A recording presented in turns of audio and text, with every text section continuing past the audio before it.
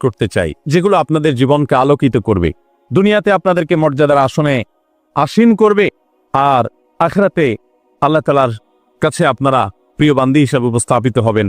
আল্লাহর কাছে আল্লাহর প্রিয় বান্দী হিসাবে উপস্থাপিত হয়ে জান্নাত লাভ করতে পারবেন। এরকম 11টি পরামর্শ বা নাসিহা আপনাদের প্রতি আমার। নাম্বার 1, কোরআন এবং হাদিসের জ্ঞান অর্জন করা। এটা সকল পুরুষ এবং নারী সকলের জন্য ফরজ।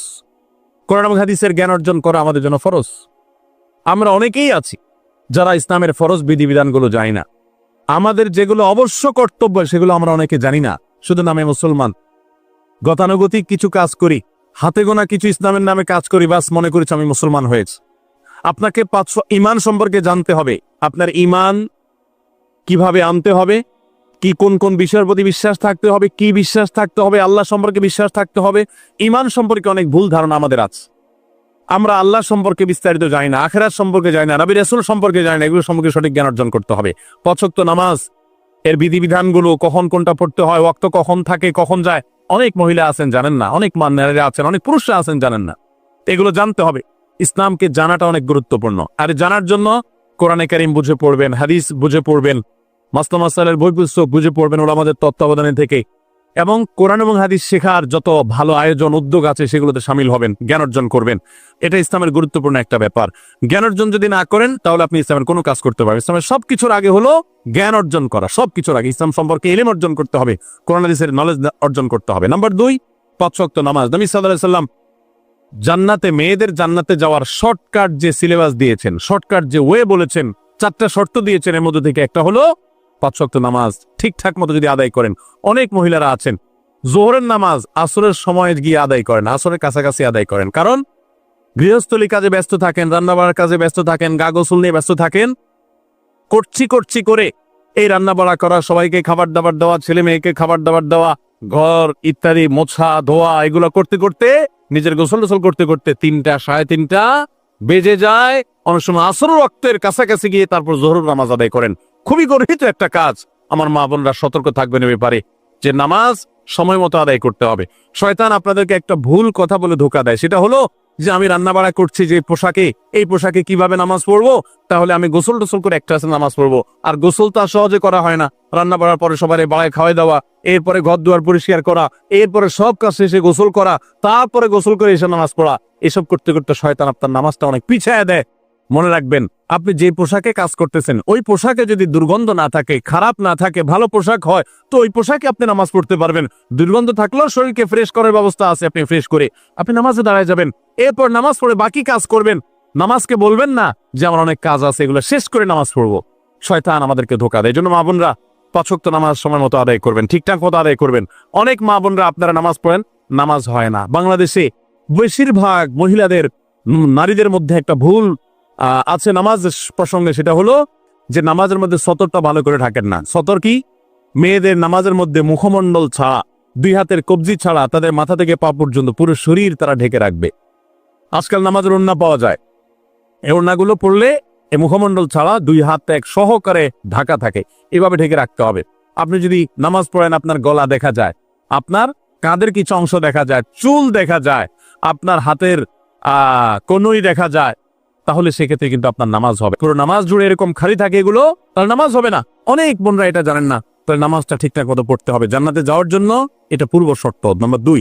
নাম্বার 3, রমজান মাসে রোজা রাখা। রোজা রাখার ক্ষেত্রে আলহামদুলিল্লাহ মা বোনরা রাখেন সাধারণত, কিন্তু রোজা রেখে গীবত, মিথ্যা, শেকায়েত, মানুষের পেছনে সমালোচনা করা, এগুলো করলে গীবত নষ্ট হয়ে যায়। মুখ খারাপ করা, গীবত, এগুলো করলে রমজান নষ্ট হয়ে যায়, রোজা নষ্ট হয়ে যায়। এগুলো করা যাবে না, এগুলোতে বেঁচে থাকতে হবে।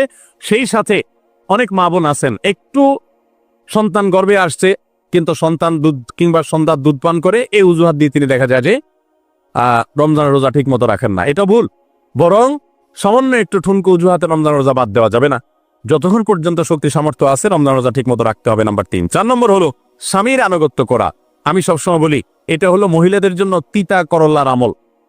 তিতা করল্লা দিয়ে জুস বানায় খাওয়ানো, এটা যেরকম কষ্টের কাজ মানুষের জন্য, ঠিক একইভাবে মহিলাদের জন্য স্বামীর কথা শোনাটা এরকম কষ্টের কাজ। অনেক মহিলা আছে নামাজ পড়তে রাজি আছি, রোজা রাখতে রাজি আছি, তাসবিহ তাহলিল করতে রাজি আছি, কোরআন পড়তে রাজি আছি, মগর পুরুষের স্বামীর কথা শুনবো না। কেন তার কথা শুনবে কেন? আমি কি কম বুঝি? এই মানসিকতা আজ পশ্চিমা অপসংস্কৃতির যে ছোঁয়া আমাদের সমাজে এসেছে, লেগেছে, এটার কারণে আমাদের মা বোনদের মধ্যে তৈরি হয়েছে। এটা কখনো আমাদেরকে সুখী করতে পারে না। একটা ছোট মুদি দোকানেও একজনকে দায়িত্বশীল মানতে হয়, একজন মালিক হয়, একজন অধীনস্থ হয়, একজন ম্যানেজার হয়, একজন তার কর্মী হয়।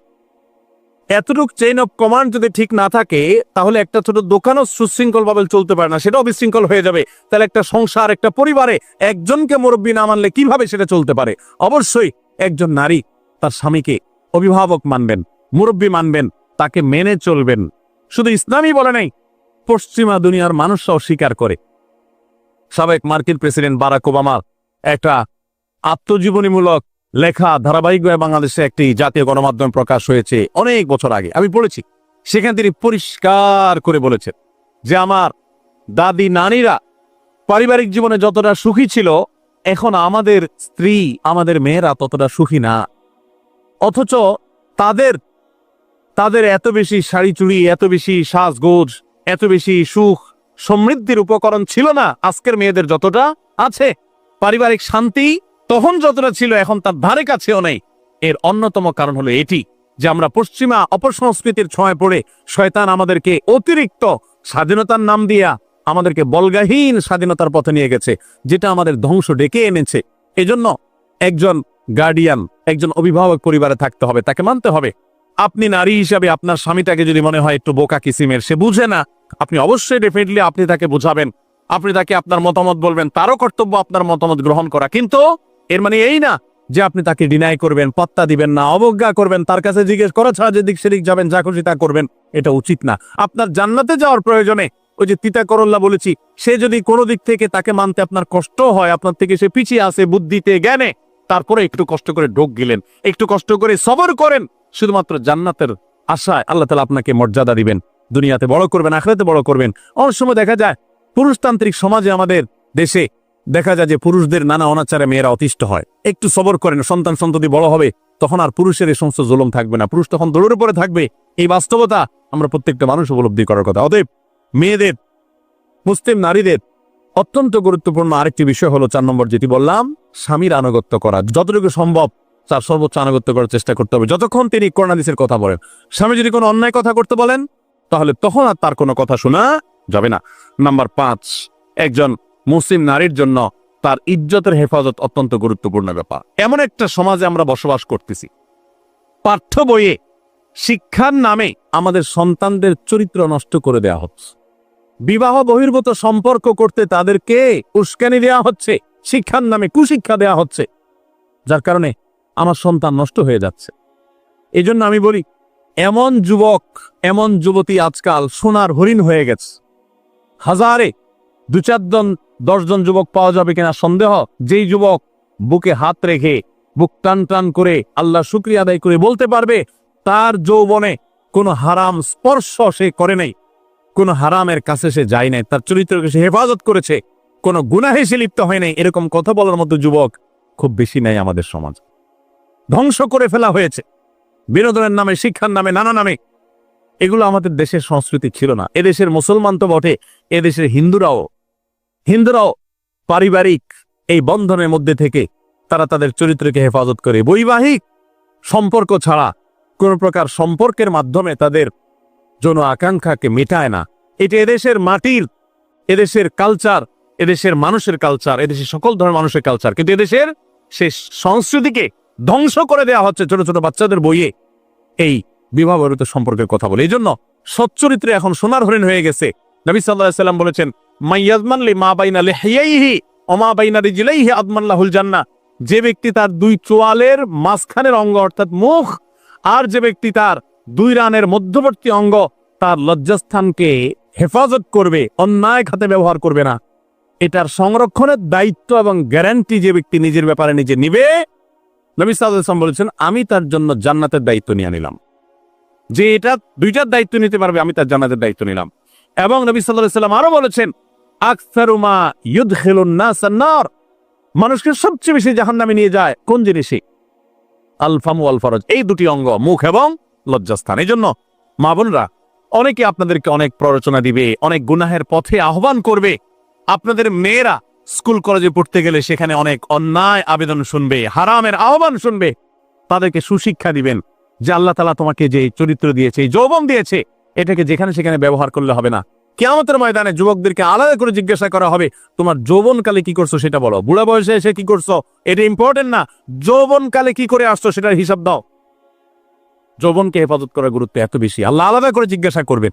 এই জন্য মা বোনদের কর্তব্য তাদের মেয়েদেরকে, ছেলেদেরকে অসৎ চরিত্রতা থেকে হেফাজত করবেন, সংরক্ষণ করবেন, তাদেরকে বুঝাবেন, তাদেরকে সেবায় বড় করবেন যে বিয়ে শাদীর মাধ্যমে, সাংসারিক জীবনের মাধ্যমে তোমরা তোমাদের এই জীবনকে তোমরা উপভোগ করবে। আল্লাহ তাআলা তোমাদের জন্য যে নিয়ামত রেখেছেন সেই নিয়ামত তোমরা পাবে, কিন্তু অবৈধ উপায় কখনো তোমরা সেদিকে পা বাড়াবে না। যারা বাড়ায় তাদের দুনিয়াতেই ধ্বংস হয়, আখিরাত তো আছেই।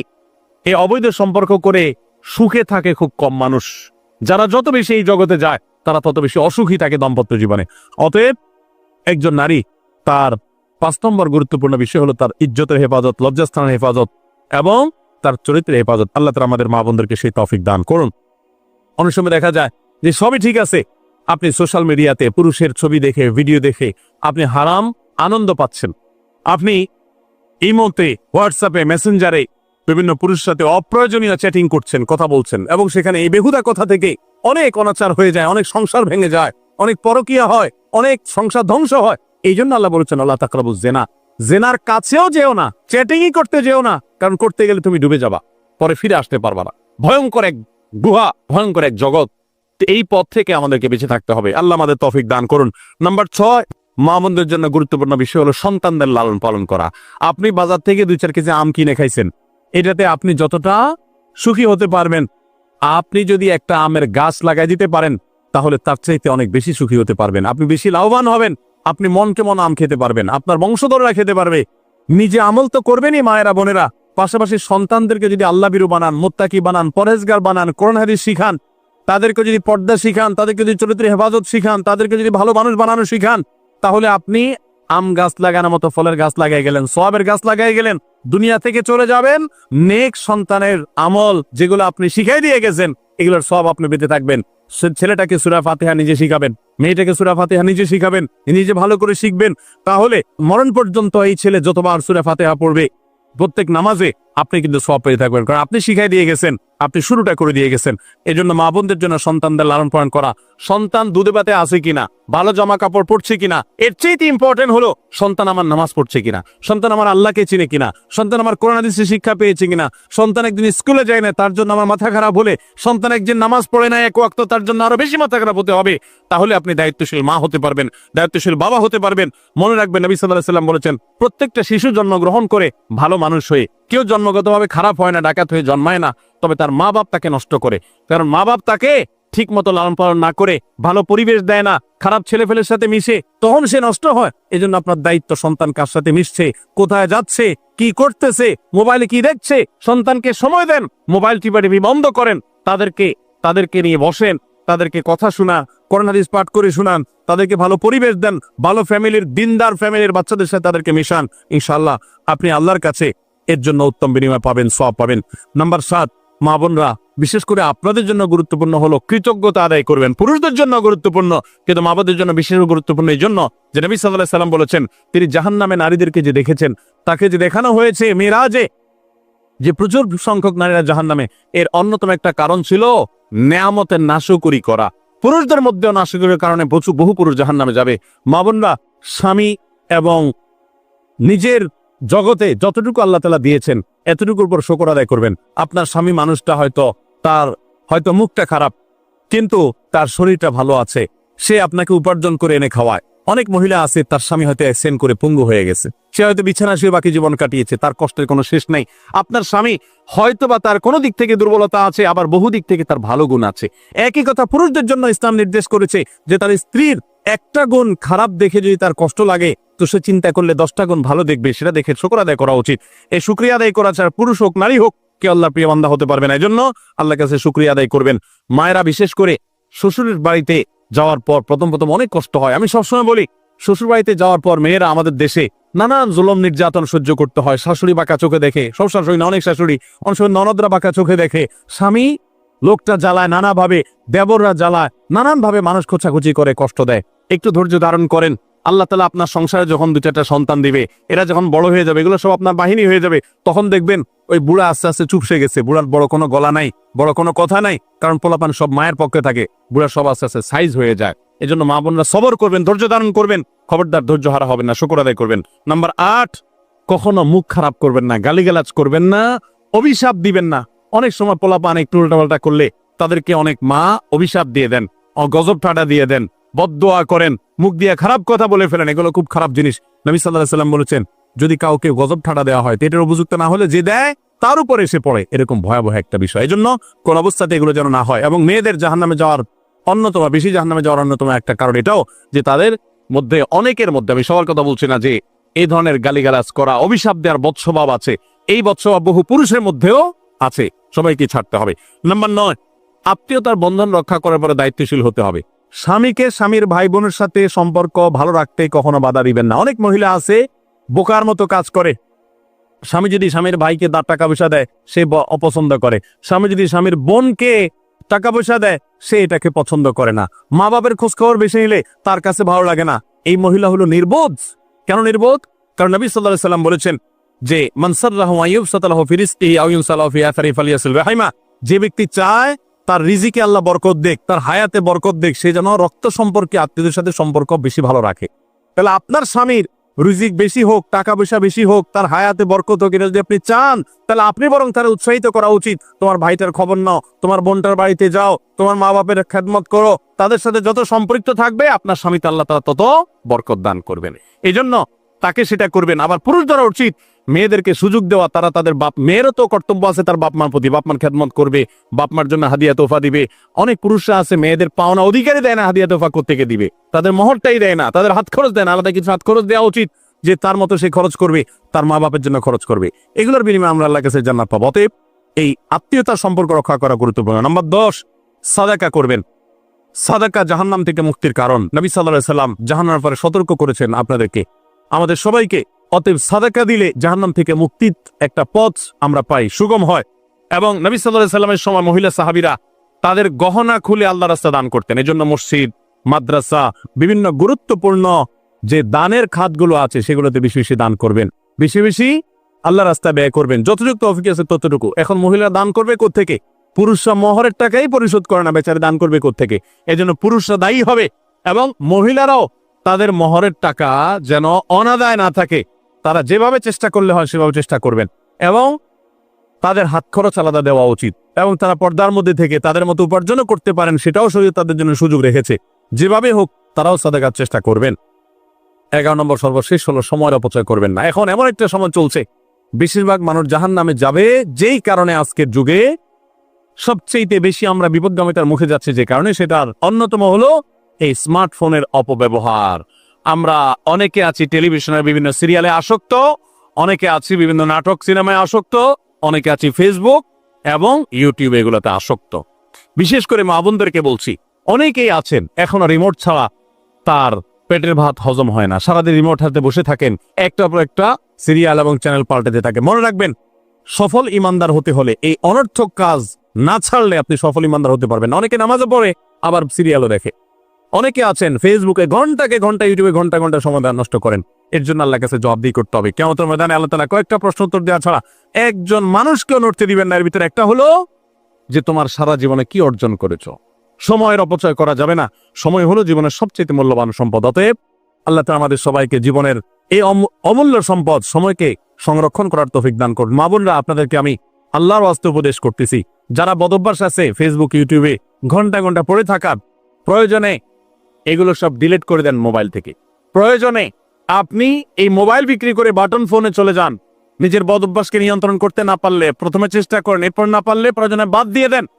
আল্লাহর জন্য যদি এতে একটা করেন, কেমন বলতে পারেন, আল্লাহ গুনাহ থেকে বাঁচার জন্য, তোমাকে খুশি করার জন্য আমি স্মার্টফোন পর্যন্ত রাখি নাই, বাটন ফোনে চলে গেছি। আল্লাহ তাআলা খুশি হবেন ইনশাআল্লাহ বিইذنিল্লাহ। বহু মায়েরা তাদের সন্তান নষ্ট হয়ে যাচ্ছে এই মোবাইলের আসক্তি, সিরিয়ালের আসক্তির কারণে। তাদের স্বামীর সাথে সম্পর্ক নষ্ট হয়ে যাচ্ছে এই সমস্ত আসক্তির কারণে। অনেক গুনাহের পথে তারা চলে যাচ্ছেন এই সমস্ত আসক্তির কারণে। এই জন্য এগুলোকে নিয়ন্ত্রণ না করলে আপনি কখনো নেককার হতে পারবেন না। আপনার সন্তানকে মোবাইল দেখে খাওয়াবেন না। আমি আমার সন্তানকে মোবাইল দেখে খাওয়াই না। আমরা সব জায়গায় বলি মোবাইল দেখা, কার্টুন দেখায়, মোবাইল দেখায় বাচ্চাকে খাওয়াবেন না। বাচ্চা কাচ্চা এখন ক্রেজি হয়, আতপাগল কিসিমের হয়, জিদি হয়, বদমেজাজি হয়, ভাঙচুর করে। কেন হয়? কারণ সারাদিন আপনি ওর মোবাইলে কি দেখান? কার্টুন দেখান। কার্টুন মানে কি? মার মার কাট কাট, হ্যাঁ, সবকিছু ধ্বংস করে ফেলা, গুলি করা, বোমা মারা, হ্যাঁ, সাপ হয়ে সব খেয়ে ফেলা, এটাই তো।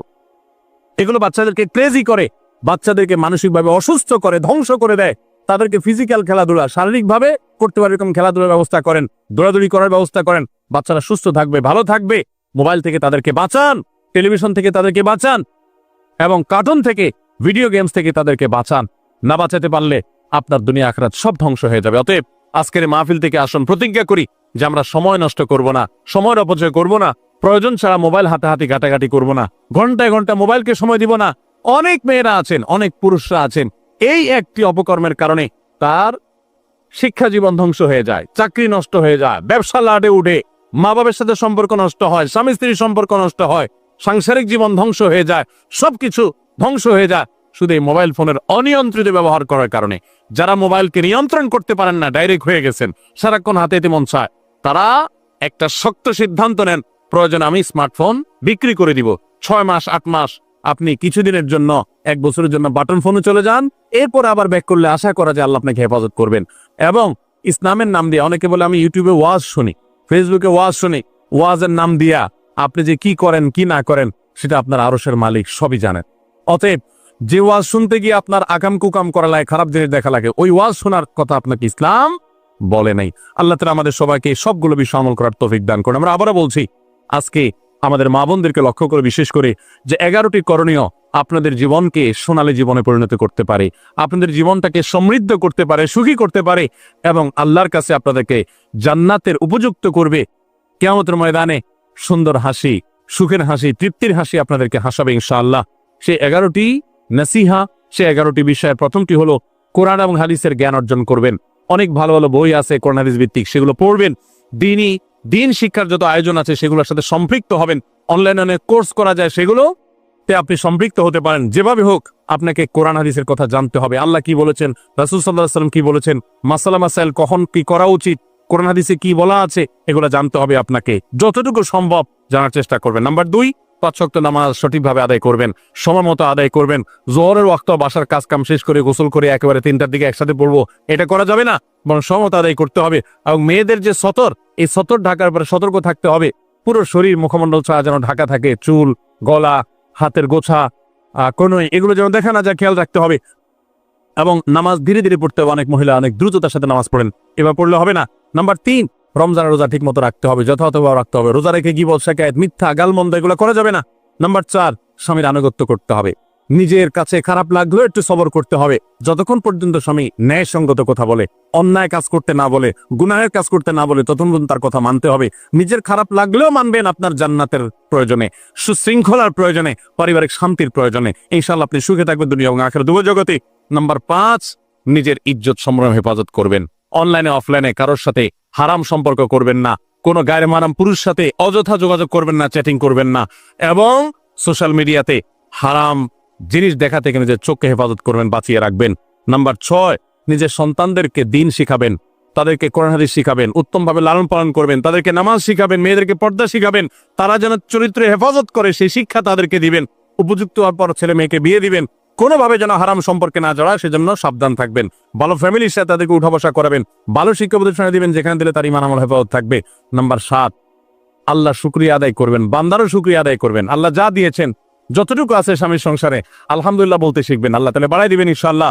নাফরমানি, নাশকরি করবেন না, তাহলে আপনি নিজেই ক্ষতিগ্রস্ত হবেন, কষ্টের মধ্যে থাকবেন। আর শুকরিয়া আদায় করলে আপনার নিজেরই মানসিক প্রশান্তি হবে, আল্লাহর নিয়ামত বাড়িয়ে দিবেন। নাম্বার 8, কোন প্রকার অভিশাপ গালমন্দ করবেন না, সেটা ছেলে মেয়েকে হোক, সংসারকে হোক, স্বামীকে হোক, কোনো কিছু না, ধৈর্য ধারণ করতে হবে। পুরুষদের জন্য এই কথাগুলো প্রযোজ্য।